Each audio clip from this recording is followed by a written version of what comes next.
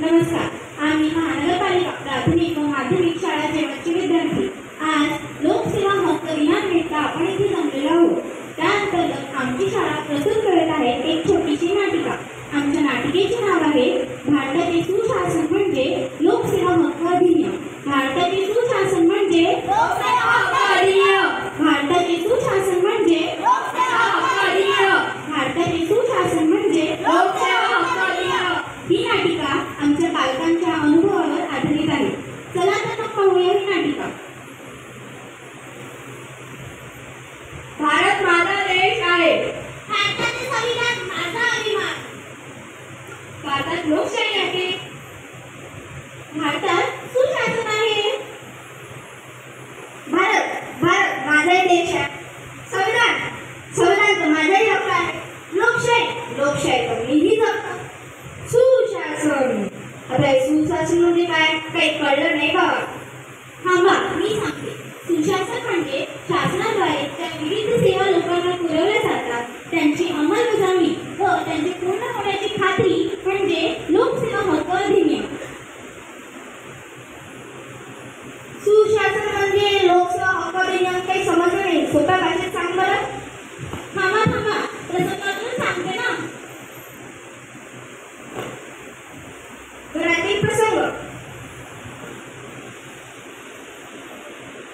दादा मला शाळेत एका उत्पन्नाचा दाखला हवा होता. आता मी तुझं काम करू की माझी कारपटरी? मी म्हटलं अर्जंट आहे. ठीक आहे मग उद्या तहसीलमध्ये जाऊ. ठीक आहे. तहसील कार्यालयातील प्रसंग. साहेब मला उत्पन्नाचा दाखला हवा होता. त्यासाठी कोणती कागदपत्रे लागेल? कागदपत्र घालले का? ठीक आहे साहेब. फोटो काढून घ्यायचा.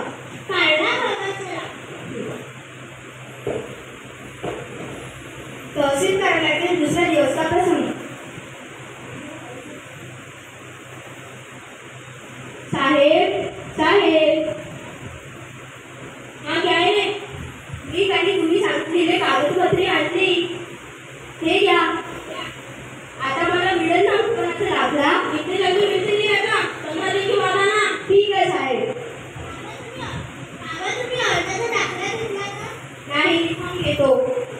साहेब मला उत्पन्नाचा अर्जाची पोस्ट पाहिजे होती. घेतो.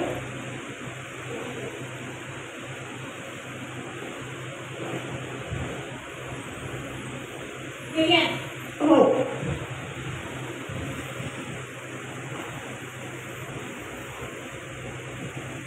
तहसील कार्यालयातील 15 दिवसानंतरचा प्रसंग. साहेब हा काय रे?